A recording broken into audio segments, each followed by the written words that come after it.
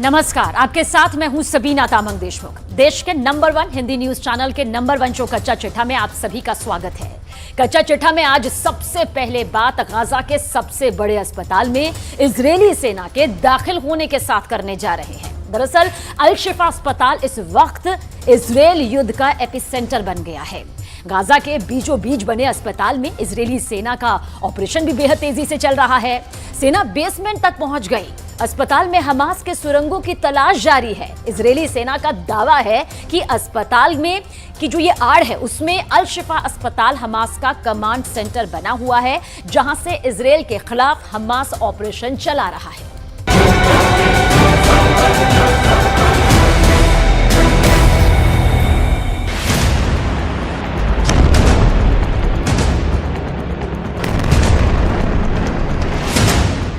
Gaza के सबसे बड़े अस्पताल में न बिजली है न पानी है।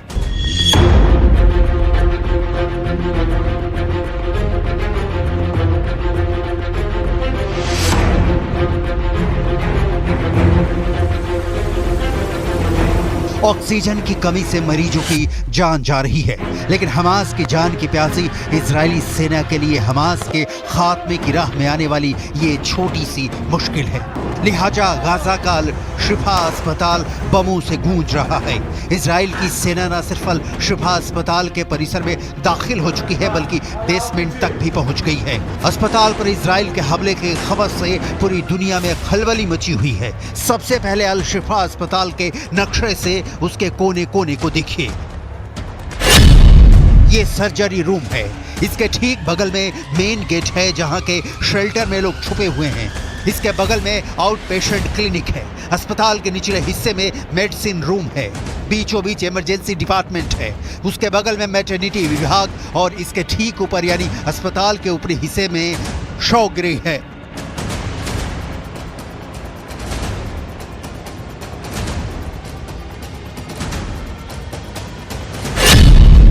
तेरह नवंबर को अल शिफा अस्पताल के परिसर में 650 मरीज, 500 स्वास्थ्यकर्मी और करीब 2500 विस्थापित लोग मौजूद थे।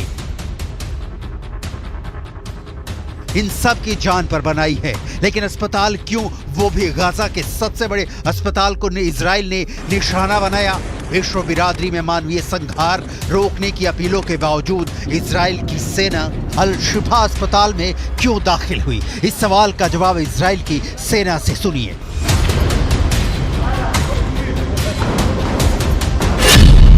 अल शिफा अस्पताल हमास का कमांड सेंटर है। अल शिफा से हमास इजराइल के खिलाफ ऑपरेशन को अंजाम दे रहा है। अल शिफा अस्पताल के नीचे सुरंगों में हमास के टॉप लीडर मौजूद हैं।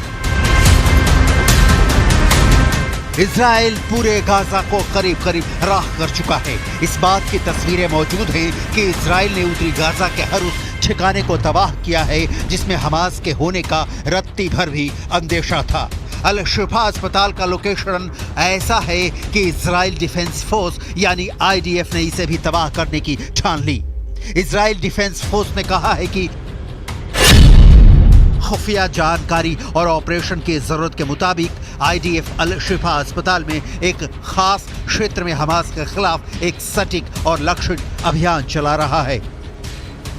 इजराइल का टारगेट बिल्कुल क्लियर है, चाहे शरणार्थी शिविर हो, स्कूल हो या फिर अस्पताल, जहां भी हमास के ठिकाने होने का अंदेशा होगा वहां IDF की कार्रवाई होगी।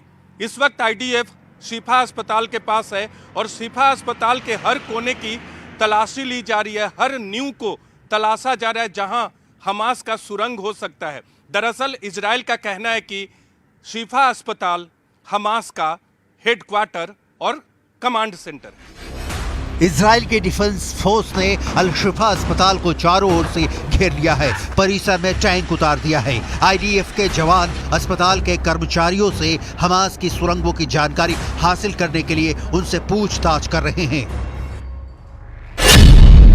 अस्पताल के डॉक्टर सर्कल ऑफ डेथ यानी मौत का घेरा बता रहे हैं। तो क्या अल शिफा अस्पताल को कब्रगाह बना देगा इजराइल?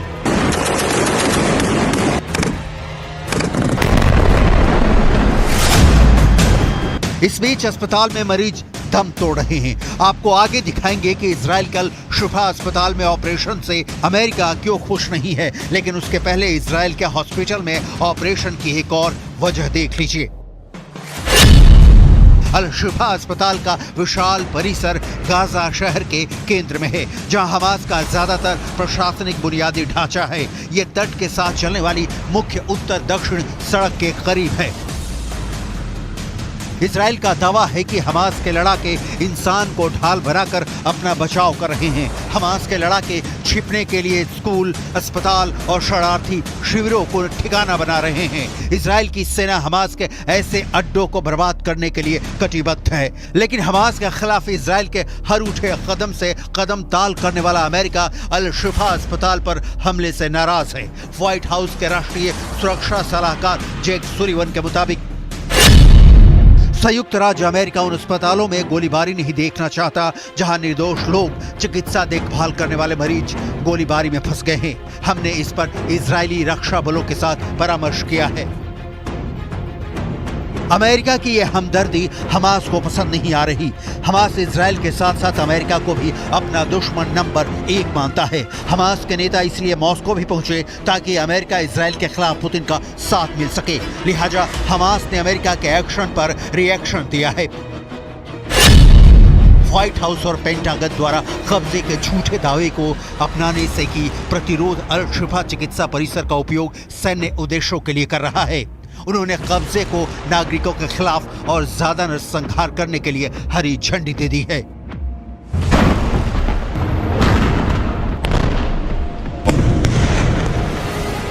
हमास की सुरंगें 500 किलोमीटर लंबी बताई जाती हैं, जो पूरी गाजा पट्टी में ही नहीं इजराइल की सीमा के अंदर तक फैली हो सकती हैं। इन सुरंगों में हमास ने सालों से हथियार जमा कर रखे हैं। गाजा की इन सुरंगों की कहानी बहुत दिलचस्प है। इन सुरंगों को नष्ट किए बिना गाजा पर इजराइल का पूर्ण कब्जा नहीं हो सकता। इजराइल की सेना का कहना है कि उनके सामने दिक्कत यह है कि हमास की सुरंगों के दरवाजे कई जगह किसी अस्पताल में खुलते हैं, स्कूल में खुलते हैं, मस्जिद में खुलते हैं, रिफ्यूजी कैंप में खुलते हैं।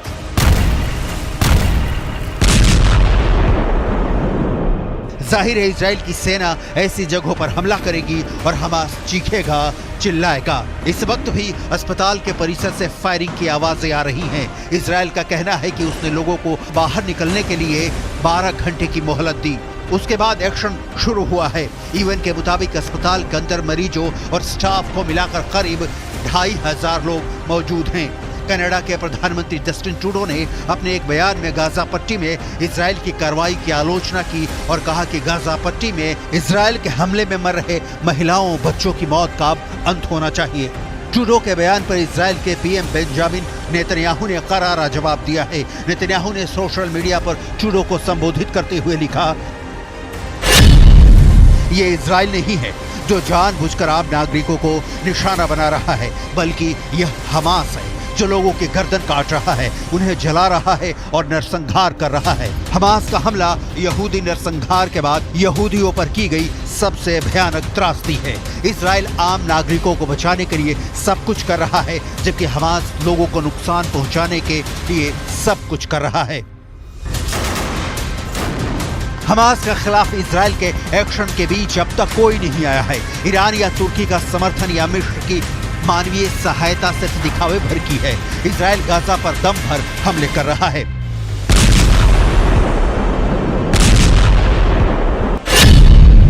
7 अक्टूबर से जारी इस युद्ध में इस्लामिक लड़ाकों को खत्म करने की अपनी कोशिशों में इजरायली रक्षा बलों ने गाजा में 4300 जगहों पर हमला किया है।